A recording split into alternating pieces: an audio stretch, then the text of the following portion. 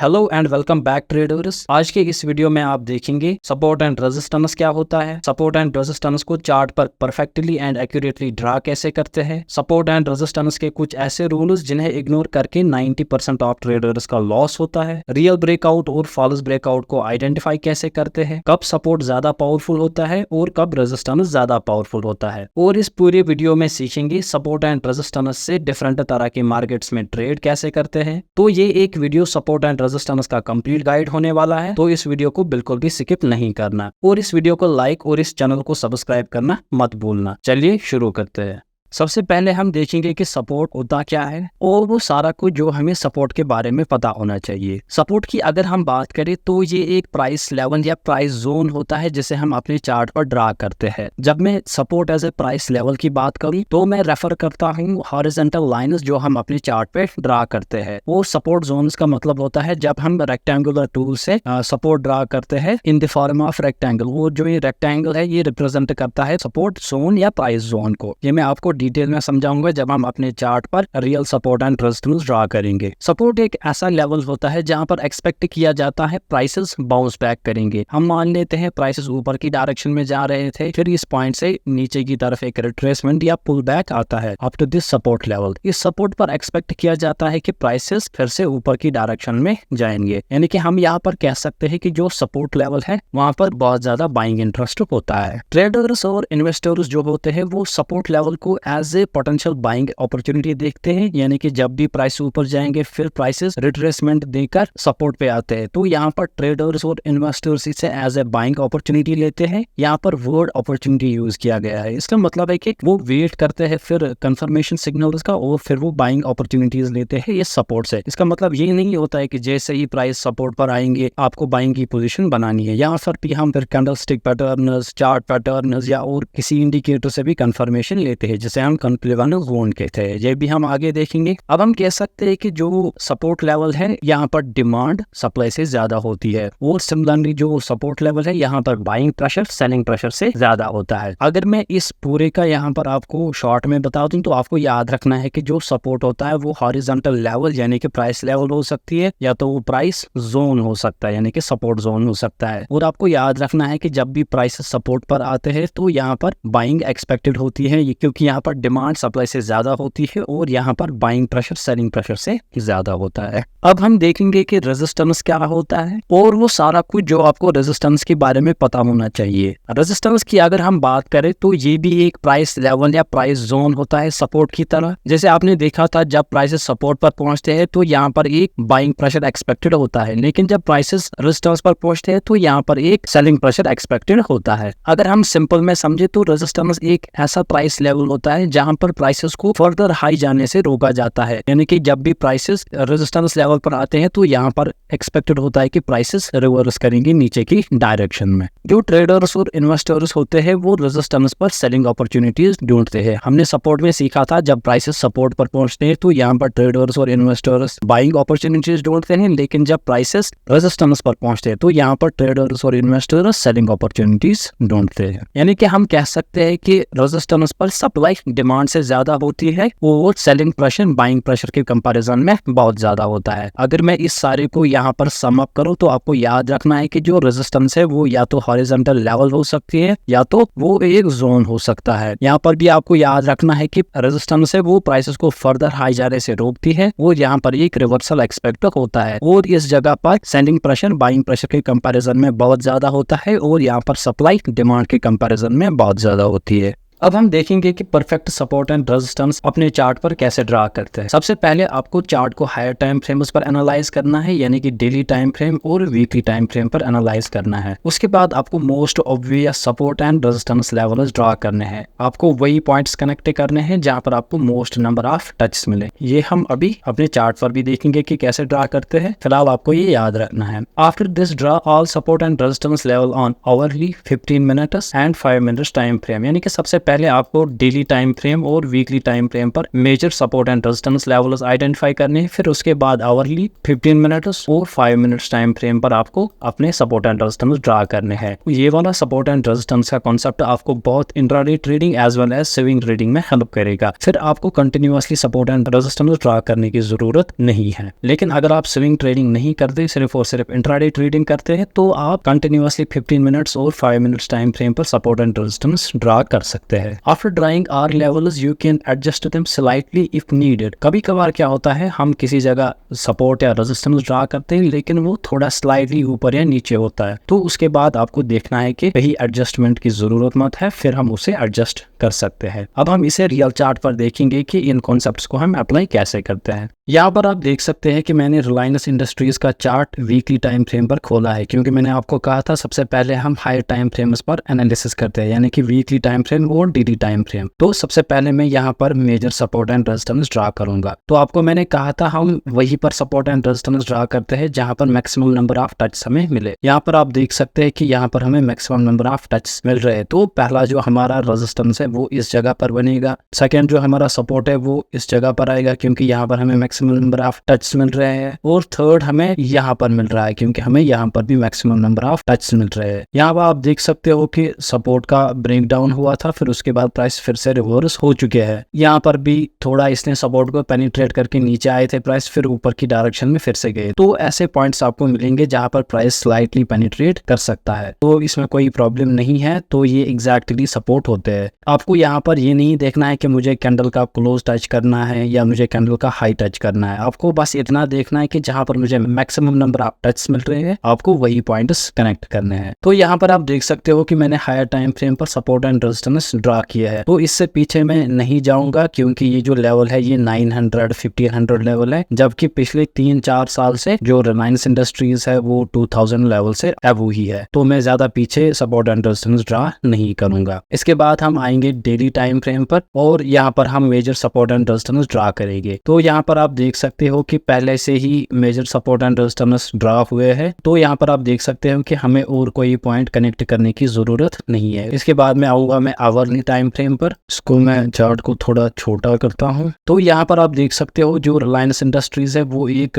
Range में है और उस रेंज का ब्रेकआउट होके फिर प्राइसेस जो है वो फिर से नीचे की डायरेक्शन में आया है। पहले हम यहाँ पर सबसे ज्यादा important support and resistance draw करेंगे। यहाँ पर आप देख सकते हो कि हमें मैक्सिमम नंबर ऑफ टच मिल रहे हैं। आप देख सकते हो यहाँ टच मिला है, यहाँ टच मिला है, यहाँ टच हुआ है, यहाँ पर, यहाँ पर, यहाँ पर, यहाँ पर, यानी कि ये जो मैंने लाइन ड्रा की है इस पे हमें मैक्सिमम नंबर ऑफ टच मिल रहे हैं। ऐसे ही हम पॉइंट्स देखेंगे जहाँ पर हमें मैक्सिमम नंबर ऑफ टच मिलेंगे। तो इस पॉइंट पर भी आप देख सकते हो कि हमें यहाँ पर मैक्सिमम नंबर ऑफ टच मिल रहे हैं, यहाँ पर, यहाँ पर, यहाँ पर, यहाँ पर, यहाँ पर, यहाँ भी और यहाँ पर। तो आप देख सकते हो कि हम सिर्फ वो वाले पॉइंट्स कनेक्ट कर रहे हैं जहाँ पर हमें मैक्सिमम नंबर ऑफ टच मिल रहे हैं। और एक हमें मिल रहा है यहाँ पर भी आप देख सकते हो कि मैक्सिमम नंबर ऑफ टच हुए, यहाँ पर टच है, यहाँ पर टच है और यहाँ पर टच है। इससे ज्यादा मैं इस चार्ट पर सपोर्ट एंड रेजिस्टेंस ड्रा नहीं करूंगा हायर टाइम फ्रेम्स पर, क्योंकि हमें प्राइसेस को मूव करने के लिए स्पेस भी देनी होती है। फॉर एग्जांपल अगर मैं अब यहाँ पर भी सपोर्ट ड्रा करूंगा, यहाँ पर भी, यहाँ पर और एक मैं रेजिस्टेंस ड्रा करूंगा, तो आप देख सकते हो कि हमारे चार्ट पर बहुत सारी लाइनें आई है। तो यहाँ पर हम कंफ्यूज हो जाएंगे कि अगर मैं बाय करूंगा तो ऊपर ही रेजिस्टेंस है, अगर सेल करूंगा तो नीचे ही सपोर्ट है। तो यहाँ पर कंफ्यूजन इतना ज्यादा नहीं करना होता, तो हम अपने चार्ट पे इतने ज्यादा सपोर्ट एंड रेजिस्टेंस ड्रा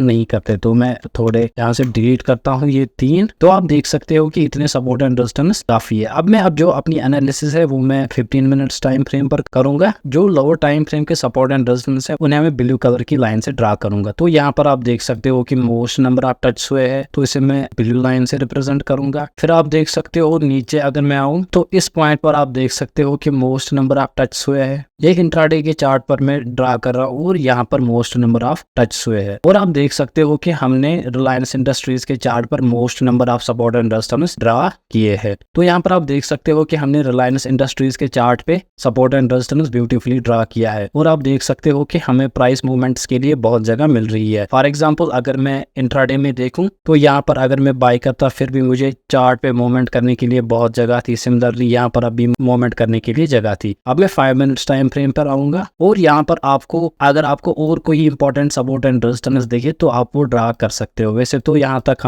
हमने सारे ही important support and resistance draw किए हैं, फिर भी अगर आपको कोई और इंपॉर्टेंट सपोर्ट एंड रेजिस्टेंस दिख रहा है तो आप उसे ड्रा कर सकते हैं। फॉर एग्जांपल यहाँ पर मुझे एक लेवल दिख रही है जहाँ पर मैक्सिमम नंबर ऑफ टच हुए, तो हम इसे भी ज्वाइन कर सकते हैं। यहाँ पर आप देख सकते हैं कि मैंने बैंक निफ्टी का चार्ट जो है वो वीकली टाइम फ्रेम पर खोला है और अब इस चार्ट पर भी हम एनालिसिस करेंगे। यहाँ पर आप देख सकते हो कि बैंक निफ्टी एक कंटिन्यूअस अप ट्रेंड में है, तो यहाँ पर मुझे ज्यादा पीछे जाने की जरूरत नहीं है और मुझे पिछले सपोर्ट एंड रेजिस्टेंस ड्रा करने की कोई जरूरत नहीं है। तो सबसे पहले जो मोस्ट ऑब्वियस लेवल यहाँ पर है वो ये वाली लेवल है, और जो सेकंड ऑब्वियस लेवल है वो ये वाली लेवल है, और थर्ड ये। वैसे तो मुझे ये वाली लेवल ड्रा करने की कोई जरूरत नहीं है, फिर भी हम ड्रा करके रखेंगे ताकि आपको समझ आए कि सपोर्ट एंड रेजिस्टेंस कैसे ड्रा करते हैं। और सिमिलरली ये वाली लेवल आप देख सकते हो, यहाँ पर भी मोस्ट नंबर ऑफ टच हुए हैं। वैसे तो ये वाली लेवल भी हमें किसी काम की नहीं है, तो जो हमारी यहाँ पर मेन लेवल है वो है ये वाली लेवल और ये वाली लेवल। अब जो इस चार्ट की एनालिसिस है वो मैं डेली टाइम फ्रेम पे करूंगा।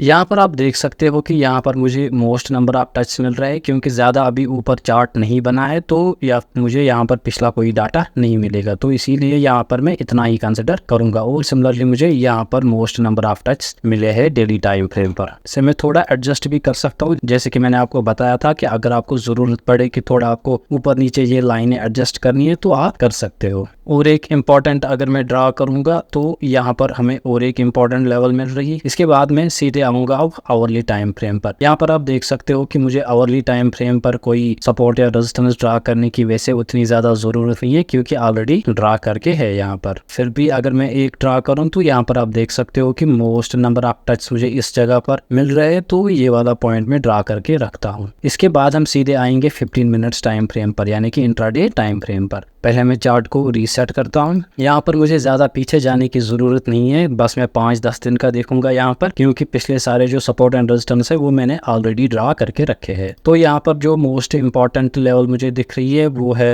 ये वाली लेवल। यहाँ पर मोस्ट नंबर ऑफ टच है, यहाँ पर मोस्ट नंबर ऑफ टच है, और इस लेवल पर मोस्ट नंबर ऑफ टच है। बस ये था यहाँ तक। और इसके बाद हम आएंगे 5 मिनट्स टाइम फ्रेम पर, और यहाँ पर मैं देख सकता हूँ कि वैसे तो उतनी ज़्यादा ज़रूरत नहीं है मुझे और सपोर्ट एंड रेजिस्टेंस ड्रा करने की, लेकिन मैंने आपको कहा था फिर भी अगर आपको दिखे कि 5 मिनट्स टाइम फ्रेम पर मुझे और कोई इंपॉर्टेंट लेवल छूट रही है तो हम उसे कनेक्ट कर सकते हैं। और मैंने आपको कहा था कि आपको उतने ज़्यादा भी सपोर्ट एंड रेजिस्टेंस ड्रा नहीं करने हैं, क्योंकि आपको ज़्यादा कंफ्यूज नहीं होना है कि यहाँ पर सपोर्ट है तो टूटेगा नहीं, मेरा लॉस हो सकता है। इसलिए हम कम ही सपोर्ट एंड रेजिस्टेंस ड्रा करते हैं ताकि आपको प्राइस मूवमेंट के लिए जगह मिले। तो अगर मैं और एक इंपॉर्टेंट सपोर्ट या रेजिस्टेंस यहाँ पर ड्रा करूँ तो यहाँ पर मुझे एक दिख रहा है, क्योंकि यहाँ पर भी मोस्ट नंबर ऑफ टच है, तो ये एक वैलिड सपोर्ट है। अब आप कहोगे कि सर आपने भी यहाँ पर बहुत सारे सपोर्ट एंड रेजिस्टेंस ड्रा किए हैं, लेकिन आप देख सकते हो कि इस पॉइंट से लेकर इस पॉइंट तक तकरीबन 3000 पॉइंट्स है। तो बैंक निफ्टी में 3000 पॉइंट्स बहुत ज्यादा होते हैं। तो हम यहाँ पर देख सकते हैं कि हमने अपने चार्ट पर मोस्ट ऑब्वियस लेवल ड्रा की है। तो अब आप इसे खुद ट्राई कर सकते हो डिफरेंट चार्ट्स पर, और इस चीज को आपको बहुत ज्यादा प्रैक्टिस करनी है। अब हम देखेंगे how to trade support and resistance को ट्रेड कैसे किया जाता है, लेकिन उससे पहले हम सीखेंगे important rules of trading support and resistance. ये वो रूल्स है जो 90% ऑफ ट्रेडर्स अवॉइड करते हैं, और ये वो रूल्स है जिसकी वजह से मोस्ट ऑफ द ट्रेडर्स के लॉसेस होते हैं। सबसे पहला जो रूल है, एज सपोर्ट और रेजिस्टेंस में हिट एक्यूरेटली और इट में पेनिट्रेट स्लाइटली। इसका मतलब होता है हम मान लेते हैं ये एक रेजिस्टेंस है और प्राइसेस जो है वो इसको स्लाइटली पेनिट्रेट कर सकते हैं या इसको परफेक्टली टच करते हैं। जब ये स्लाइटली पेनिट्रेट करता है तो मोस्ट ऑफ ट्रेडर्स इसे एज ए ब्रेकआउट लेते हैं और यहाँ पर हम वो अपना ट्रेड लेते हैं। फिर कुछ ही टाइम बाद उनका स्टॉप लॉस हिट हो जाता है, प्राइसेस फिर से नीचे आ जाते हैं। तो यहाँ पर आपको ये पॉइंट याद रखना है कि एक सपोर्ट या रेजिस्टेंस परफेक्टली हिट हो सकता है या वो थोड़ा सा पेनिट्रेट हो सकता है स्लाइटली। जब स्लाइट पेनिट्रेशन ऑफ सपोर्ट या रेजिस्टेंस होती है तो उसका मतलब ब्रेकआउट या ब्रेकडाउन नहीं होता है। ये प्राइसेस यहाँ पर रेजिस्टेंस को ऊपर की तरफ ब्रेक कर रहे हैं, फिर से प्राइसेस नीचे आ जाते हैं। यहाँ पर हम इसको ब्रेकआउट नहीं कहते हैं, ये स्लाइट पेनिट्रेशन होता है। सिमिलरली अगर सपोर्ट का भी ब्रेकडाउन होगा स्लाइटली तो उसे हम ब्रेकडाउन कंसिडर नहीं करते हैं। The key for determining how much the price are tested by support and resistance is how quickly or slowly prices move into the support and resistance zone. इसका मतलब होता है हम मान लेते हैं ये एक रेजिस्टेंस है, तो रेजिस्टेंस ब्रेक होगा या नहीं होगा ये डिपेंड करता है कि इसकी तरफ प्राइसेस किस स्पीड से आ रहे हैं। अगर प्राइसेस बहुत तेज मोमेंटम और वोलेटिलिटी के साथ आ रहे हैं तो इसके ब्रेकआउट के चांसेस बहुत ज्यादा होते हैं। सिमिलरली अगर प्राइसेस इसी फास्ट मोमेंटम और पेस में सपोर्ट की तरफ आ जाए तो इसके ब्रेकडाउन के चांसेस बहुत ज्यादा होते हैं। If A zone hits quickly with large momentum जब मैं यहाँ पर कहूँ तो वॉल्यूम प्लस वोलेटिलिटी भी हम चेक करते हैं। यहाँ पर मोमेंटम का मतलब होता है कि प्राइसेस की स्पीड से ऊपर की डायरेक्शन या नीचे की डायरेक्शन में जा रहे हैं। अभी इसको वॉल्यूम सपोर्ट कर रहा है और वोलेटिलिटी भी सपोर्ट कर रही है, देन एक लेवल के ब्रीच होने के चांसेस बहुत ज्यादा होते हैं, चाहे वो रेजिस्टेंस की लेवल हो या वो सपोर्ट की लेवल हो। If prices move slowly to that zone with low momentum then it may only hit level check momentum by RSI। हम मान लेते ये एक रेजिस्टेंस है, अगर प्राइसेस इसकी तरफ स्लोली बढ़ रहे हैं विद लो मोमेंटम तो इसके ब्रेकआउट के चांसेस बहुत कम होते हैं। यहाँ से प्राइसेस उस वक्त रेजिस्टेंस लेके नीचे आ जाता है। जो मोमेंटम है वो हम RSI से चेक करते हैं, ये आपको मैंने RSI के वीडियो में ऑलरेडी सिखाया है। और एक पॉइंट जो आपको याद रखना है, don't chase the price when it's already moved significantly away from a support or resistance level, wait for the pull back or a retest of the level to enter trade. हम मान लेते हैं ये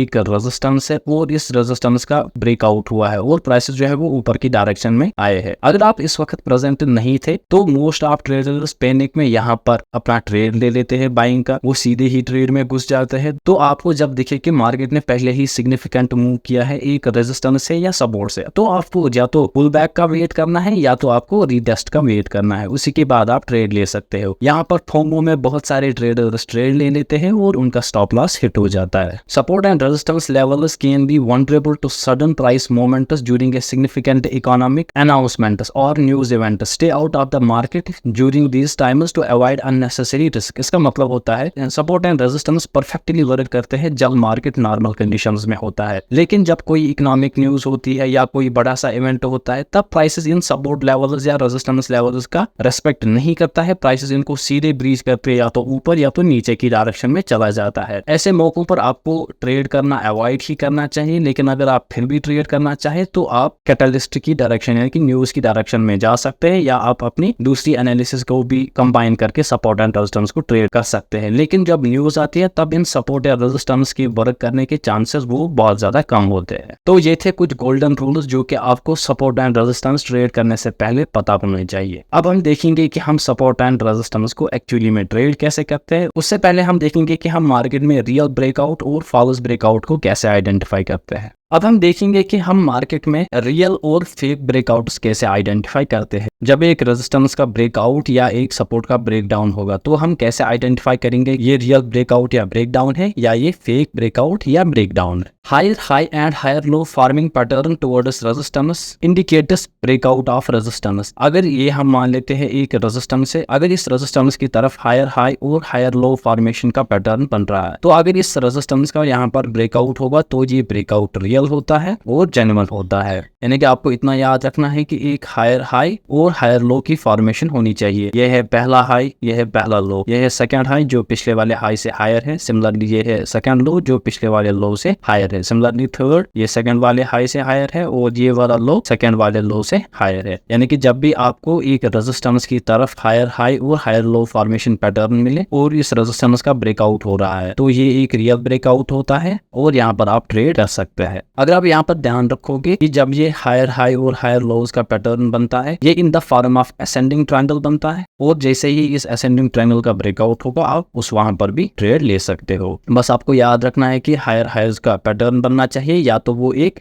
असेंडिंग ट्रायंगल पैटर्न हो सकता है। Lower high and lower low formation pattern toward support indicators breakdown of support. It may be in the form of descending triangle pattern. हम मान लेते हैं ये एक सपोर्ट है, अगर इस सपोर्ट की तरफ लोअर हाइज और लोअर लोज का पैटर्न बन रहा है और इस सपोर्ट का ब्रेकडाउन हो रहा है तो ये ब्रेकडाउन रियल होता है और आप यहाँ पर डायरेक्टली ट्रेड कर सकते हैं विदाउट एनी रीटेस्ट, या आपको ये pattern in the form of descending triangle pattern मिल सकता है। Breakout of resistance after consolidation at that level represents real breakout. हम मान लेते हैं ये एक रेजिस्टेंस लेवल है और प्राइसेस जो है वो ऊपर की डायरेक्शन में जा रहे हैं और इस रेजिस्टेंस पर यहाँ पर कंसोलिडेशन हो रहा है। अगर इस कंसोलिडेशन के बाद यहाँ पर ब्रेकआउट हो रहा है तो वो वाला ब्रेकआउट भी रियल होता है। Breakdown of support after consolidation at that level represents real breakdown. यानी कि ये हम मान लेते हैं ये एक सपोर्ट है और प्राइसेस जो है वो कंटिन्यूअसली नीचे की डायरेक्शन में आ रहे हैं, फिर यहाँ पर एक कंसोलिडेशन हो रहा है। अगर इस कंसोलिडेशन के बाद यहाँ पर ब्रेकडाउन हो रहा है तो वो ब्रेकडाउन रियल होता है। तो यहाँ पर अब आपको याद रखना है, जब एक रेजिस्टेंस के पास हायर हाइज और हायर लोज का पैटर्न बनता है, फिर इस रेजिस्टेंस का ब्रेकआउट होता है, तो वो ब्रेकआउट रियल होता है। या अगर इस रेजिस्टेंस के पास पहले प्राइस ऊपर की डायरेक्शन में जाते हैं, फिर यहाँ पर एक कंसोलिडेशन होता है, अगर उसके बाद ब्रेकआउट होगा तो ये वाला ब्रेकआउट रियल होता है। लेकिन कभी कभार क्या होता है कि प्राइसेस सीधे ही इस रेजिस्टेंस लेवल को ब्रीच करते हैं, तो यहाँ पर हम डायरेक्टली ट्रेड नहीं करते हैं। यहाँ पर मैक्सिमम चांसेस होते हैं कि प्राइस जो है वो रिवर्स करके नीचे की डायरेक्शन में जाएगा। लेकिन अगर ये मूव रियल होगा तो यहाँ पर हम रीटेस्ट का वेट करते हैं।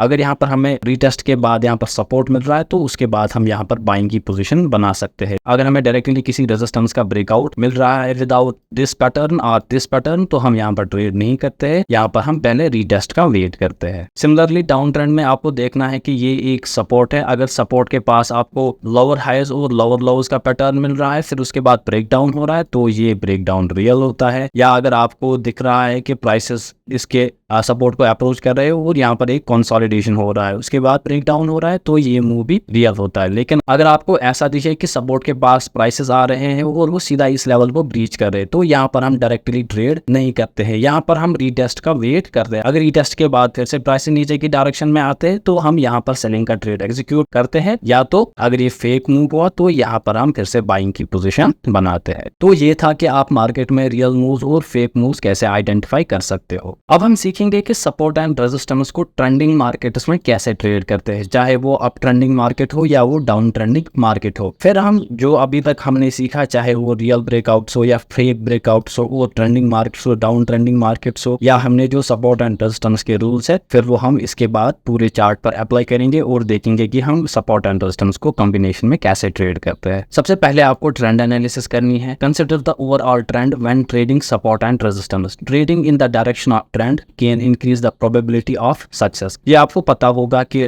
ट्रेंड आपका फ्रेंड होता है, आपको ट्रेंड की डायरेक्शन में ट्रेड करनी होती है। तो सबसे पहले आपको ओवरऑल मार्केट का ट्रेंड देखना है, क्या अप ट्रेंड चल रहा है या डाउन ट्रेंड चल रहा है। उसके बाद आपको ये ध्यान में रखना है कि in trending market support and resistance are not equal. ये सबसे इंपॉर्टेंट पॉइंट है इस पूरे वीडियो का, आपको याद रखना है। जब अप ट्रेंड होता है और एक डाउन ट्रेंड होता है, यहाँ पर सपोर्ट एंड रेजिस्टेंस इक्वल नहीं होते हैं। In up trend support is more powerful then resistance. जब एक मार्केट अप ट्रेंड में होता है तब सपोर्ट ज्यादा पावरफुल होता है एज कम्पेयर टू रेजिस्टेंस, क्योंकि यहाँ पर प्राइसेस जो है वो कंटिन्यूअसली सपोर्ट लेकर ऊपर की डायरेक्शन में जाते हैं, लेकिन यहाँ पर मैक्सिमम चांस होता है कि यहाँ पर रेजिस्टेंस का ब्रेकआउट होगा। सपोर्ट के ब्रेक डाउन होने के यहाँ पर चांसेस बहुत ज्यादा कम होते हैं, लेकिन यहाँ पर कंटिन्यूअसली रेजिस्टेंस लेवल्स का ब्रेकआउट होता रहता है। इसलिए हम कहते हैं कि अप ट्रेंडिंग मार्केट में सपोर्ट ज्यादा पावरफुल होता है एज कम्पेयर टू रेजिस्टेंस। तभी मैंने आपको ट्रेंड ट्रेडिंग के वीडियो में सजेस्ट किया था कि जब भी मार्केट अप ट्रेंड में होगा तब हम सिर्फ और सिर्फ सपोर्ट पर बाइंग की पोजीशंस देखेंगे, क्योंकि रेजिस्टेंस का यहाँ पर ब्रेकआउट होता है, लेकिन उस ब्रेकआउट में पहले फेक ब्रेकआउट होता है, फिर स्टॉप लॉस हिट होता है, फिर प्राइसेस ऊपर की डायरेक्शन में जाते हैं। हम इस स्टॉप लॉस हंटिंग में ना फंसे, इसलिए हम रिट्रेसमेंट से डायरेक्ट सपोर्ट पर ट्रेड करते हैं। In down trend resistance is more powerful than support. जब मार्केट डाउन ट्रेंड में होगा, यानी कि मार्केट कंटिन्यूअसली नीचे की डायरेक्शन में जा रहा है, तो यहाँ पर रेजिस्टेंस जो है वो मोर पावरफुल होता है एज कम्पेयर टू सपोर्ट, क्योंकि यहाँ पर सपोर्ट का कंटिन्यूअसली ब्रेक डाउन होता रहता है।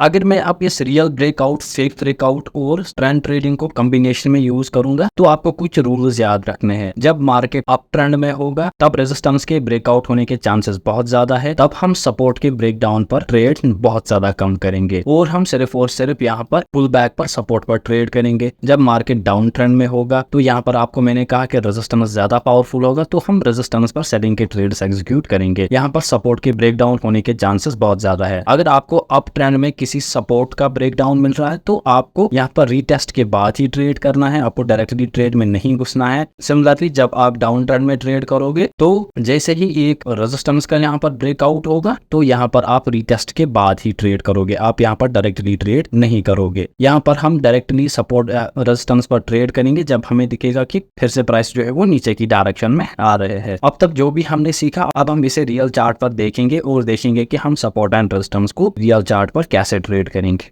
यहाँ पर आप देख सकते हैं कि मैंने HDFC बैंक का चार्ट जो है वो डेली टाइम फ्रेम पर खोला है और यहाँ पर आप देख सकते हो कि HDFC बैंक जो है वो कंटिन्यूअसली अप ट्रेंड में था। फिर यहाँ पर आप देख सकते हैं कि मैंने एक रेंज ड्रा की है, HDFC बैंक जो है वो इसी रेंज में मूवमेंट दे रहा था। तो यहाँ पर आप देख सकते हैं ये हमारा रेजिस्टेंस है या जिसे हम सेलिंग जोन कह सकते हैं और ये हमारा सपोर्ट है जिसे हम बाइंग जोन कहते हैं। यहाँ पर आपको याद रखना है कि पिछला ट्रेंड जो है वो अप ट्रेंड चल रहा है, तो जब भी हमें बाइंग का मौका मिलेगा हम तब बाइंग करेंगे। यहाँ पर हम रेजिस्टेंस के पास सेलिंग की पोजीशंस बहुत ज्यादा कम बनाएंगे। तो यहाँ पर आप देख सकते हो कि यहाँ पर एक टैप हुआ है सपोर्ट पर, तो हम इसे अप टू रेजिस्टेंस लेवल तक ले जाएंगे, यहाँ पर हम सेलिंग करेंगे। लेकिन यहाँ पर हम रिवर्सल की पोजीशंस नहीं बनाएंगे, चाहे आप ऑप्शंस ट्रेड करते हो या फ्यूचर्स ट्रेड करते हो। फिर जैसे ही हमें फिर से इस जोन में ये आएगा यानी कि जिसे हम बाइंग जोन कहते हैं, तो यहाँ पर हम अपनी एंट्री फिर से बना सकते हैं। यहाँ पर भी आप देख सकते हैं कि हमारी एंट्री बन रही थी। अब यहाँ पर क्या हो रहा है कि यहाँ पर एक कंसोलिडेशन हो रही है छोटी सी। तो आपको मैंने सिखाया है जब भी रेजिस्टेंस के पास एक कंसोलिडेशन पीरियड आता है, फिर अगर उसके बाद ब्रेकआउट होता है तो वो रियल ब्रेकआउट होता है। तो जब भी HDFC इस जोन से बाहर निकलेगा तो यहाँ पर आप बाइंग की पोजीशंस बना सकते हैं। इसने एक बार तो कोशिश की है लेकिन फिर से प्राइसेस जो है वो रीटेस्ट करने के लिए इस जोन में आए हैं।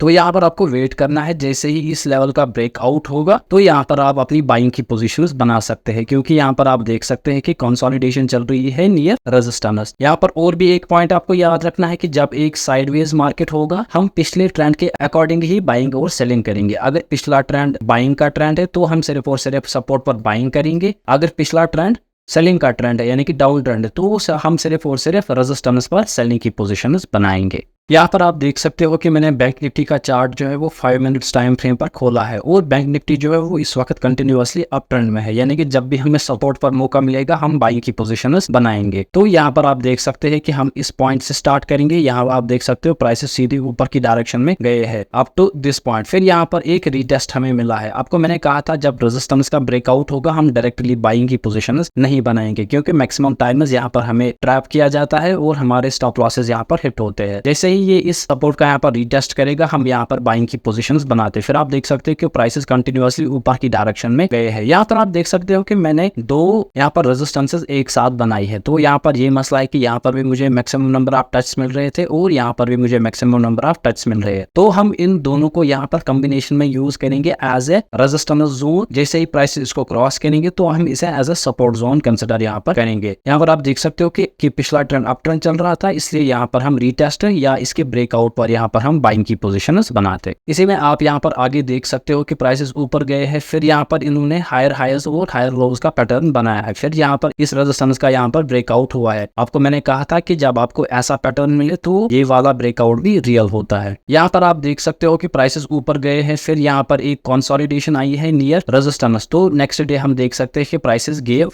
अप में खुले थे। ये वाला रूल भी आपको मैंने सिखाया था, जब एक रेजिस्टेंस के पास कंसोलिडेशन के बाद ब्रेकआउट होता है तो वो ब्रेकआउट रियल ब्रेकआउट होता है। यहाँ पर आप देख सकते हैं कि प्राइस ऊपर की डायरेक्शन में गए, फिर यहाँ पर सपोर्ट पे प्राइसेस आए हैं। तो ये हमारा मेन पॉइंट होता है बाइंग का, जब अप ट्रेंड में प्राइसेस होते हैं यानी कि प्राइसेस गैप अप में खुले, फिर यहाँ पर सपोर्ट पे हमें एक रिट्रेसमेंट मिलता है, तो यहाँ पर हमें बाइंग की पोजीशंस बनानी चाहिए। फिर से यहाँ पर आप देख सकते हो कि प्राइसेस ने थोड़ा स्लाइडली इस सपोर्ट को नीचे की तरफ यहाँ पर पेनिट्रेट किया है। ये वाला रूल भी आपको मैंने सिखाया था कि हम स्लाइड पेनिट्रेशंस पे हम अपनी सेलिंग की पोजीशंस नहीं बनाएंगे, जब रीटेस्ट होगा तब हम अपनी पोजीशंस बना सकते हैं। उसके बाद आप देख सकते हो कि प्राइसेस ने अपनी ऑर्सनल डायरेक्शन में ट्रेंड कंटिन्यू किया है। फिर यहाँ पर भी आप देख सकते हो इसी सपोर्ट पर मल्टीपल टाइम्स यहाँ पर प्राइसेस ने सपोर्ट लिया है और यहाँ पर आप देख सकते हैं कि प्राइसेस यहाँ पर आए थे, फिर प्राइस ऊपर की डायरेक्शन में गए, यहाँ पर सपोर्ट के पास से आए थे। तो यहाँ पर हमारी एंट्री नहीं बन रही थी क्योंकि प्राइसेस ने यहाँ पर इस लेवल को सीधे नीचे की तरफ ब्रीच किया था। तो यहाँ पर भी हमारी एंट्री कहीं नहीं बन रही थी। फिर यहाँ पर आप देख सकते हो कि यहाँ पर एक रीटेस्ट मिला था, तो यहाँ पर हम अपनी सेलिंग की पोजीशंस बना सकते हैं। फिर आप देख सकते हो कि प्राइसेस कंटिन्यूअसली नीचे की डायरेक्शन में आए हैं। यहाँ पर भी आप देख सकते हो कि इस डे की प्राइसिंग जो है वो ऊपर की डायरेक्शन में गई है, फिर यहाँ पर फिर से इस सपोर्ट का ब्रेक डाउन हुआ है और यहाँ पर हमें स्लाइट रीटेस्ट मिला है, तो यहाँ पर भी हमारी सेलिंग की पोजीशंस बन सकती थी। फिर आप देख सकते हो कि प्राइसेस नीचे की डायरेक्शन में आए हैं। यहाँ पर आप देख सकते हो कि प्राइसेस ऊपर की डायरेक्शन में गए हैं, यहाँ पर हमें इस सपोर्ट का रीटेस्ट मिला है, तो उसके बाद आप प्राइसेस देख सकते हो कि सीधे ही ऊपर की डायरेक्शन में गए हैं। इसी तरह आप डिफरेंट चार्ट्स पर इसे बैक टेस्ट कर सकते हो। यहाँ पर हमारा रीटेस्ट का ट्रेड बन रहा था, फिर आप देख सकते हो कि प्राइसेस ऊपर की डायरेक्शन में गए हैं। यहाँ पर आप देख सकते हो कि प्राइसेस डाउन ट्रेंड में गए थे, तो यहाँ पर हम ट्रेंड लाइन से ट्रेड कर सकते थे। जरूरी नहीं है कि हमें हर बार सपोर्ट एंड रेजिस्टेंस से ही ट्रेड मिले। यहाँ पर भी आप देख सकते हो कि हमें रीटेस्ट मिला है, उसके बाद जो प्राइस है वो नीचे की डायरेक्शन में गए हैं। इसी तरह आप इस वीडियो को 2-3 बार देख सकते हो और आप देख सकते हो कि हम रियल मार्केट्स में, लाइव मार्केट्स में ट्रेड कैसे कर सकते हैं। जो सपोर्ट एंड रेजिस्टेंस है वो हम पिछले मार्केट के डाटा से ड्रा करते हैं। अगर आपको ऐसे सपोर्ट एंड रेजिस्टेंस फिर भी ड्रा करने नहीं आते हैं तो आप पिवोट पॉइंट्स का यूज कर सकते हो। यहाँ पर आप देख सकते हो कि मल्टीपल सपोर्ट एंड रेजिस्टेंस हमारे चार्ट पे ड्रॉप हुए हैं with the help of pivot points. यहाँ पर आप देख सकते हो कितने सारे सपोर्ट एंड रेजिस्टेंस और मार्केट जो है इसी अकॉर्डिंगली चलता है। ये सीखने के लिए आपको मेरी पिवोट पॉइंट्स की वीडियो देखनी पड़ेगी। बस इतना ही था आज के इस वीडियो में। मैं उम्मीद करता हूं कि आपको ये वाला वीडियो भी अच्छा लगा होगा। So make sure to like, share and subscribe. मैं मिलता हूं आपसे नेक्स्ट वीडियो में।